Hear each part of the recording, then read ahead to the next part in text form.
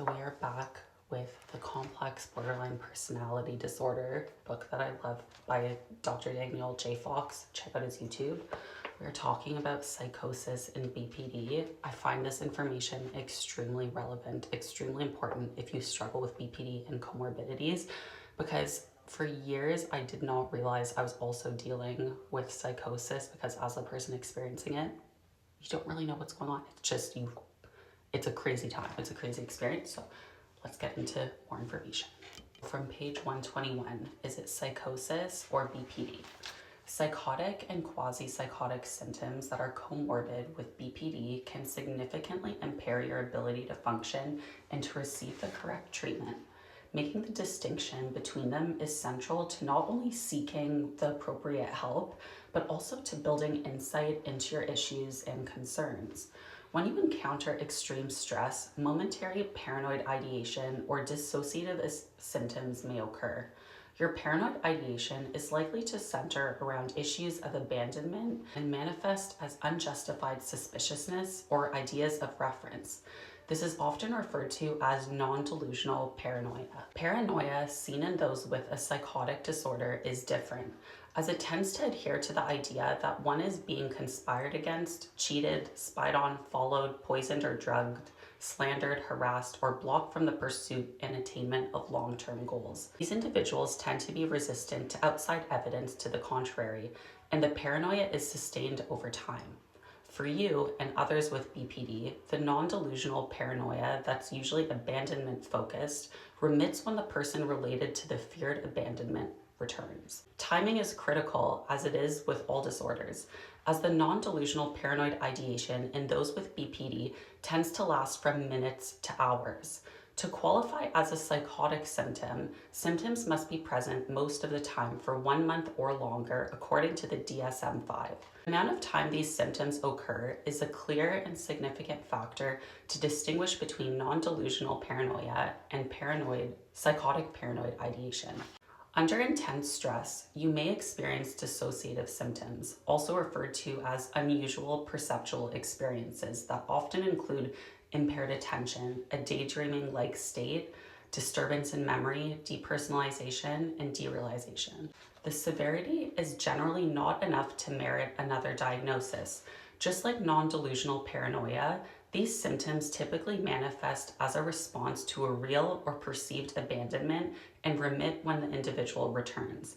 However, research has shown that dissociative symptoms identified in individuals with BPD aren't always short-lived, and in some cases may be associated with dissociative identity disorder, which should be ruled out. DID is made up of discrete personality identities and is a severe form of dissociation.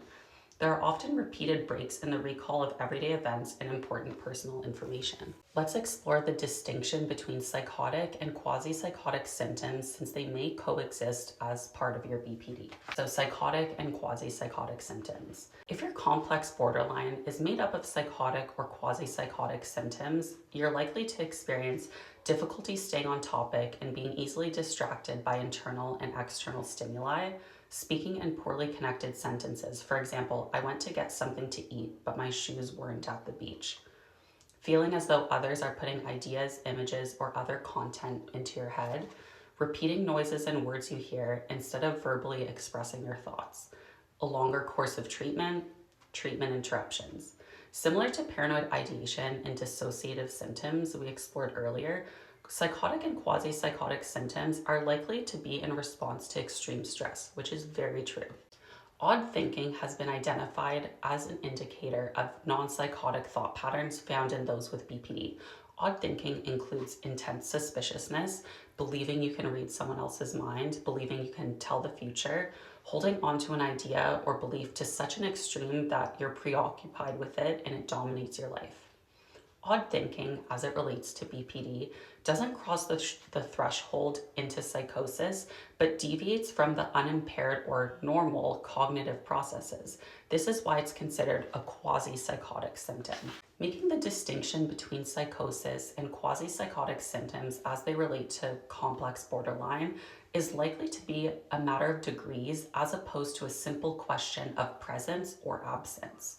For example, you may experience delusions in the form of biases that include jumping to conclusions and distorted attribution of harmful intent by others. These rarely rise to the level of delusion seen in those with psychosis, such as paranoia, grandiosity, or somatization, which tend to be longer lasting and not to remit when your stress reduces or when the object you feared was going to abandon you returns. Psychotic and quasi-psychotic symptoms are frightening.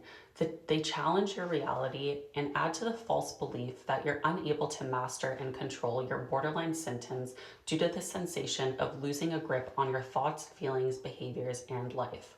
You've learned that you have recourse when you're under intense stress now that you're armed with the knowledge and insight provided by working through this chapter and overall this book. This can serve as the first step to recognizing your concerns and issues related to psychotic or quasi-psychotic symptoms. Empowered with this knowledge and insight, you're ready to learn how to manage and control these symptoms in the next chapter, which I will get into the exercises next time, which will be activities to ground you in the present, which is essential for not letting the stress or stressful event that triggers sometimes these psychotic events, psychotic breaks, and be able to reel things back in and become present and grounded in the moment so things don't escalate and just like a snowball going downhill just become this massive avalanche of a mess. And that's something I've been working really hard at, especially within therapy, and just acknowledging when these moods fluctuate to try to, again, reel things back in before it gets so out of control and something bad happens, obviously. So there's much more information and much more knowledge to gain from this book, and I'll share with all of you because it has helped me, and I'm sure it will help at least some of you. Just remember, you're not alone, you're not crazy, and we're in this together.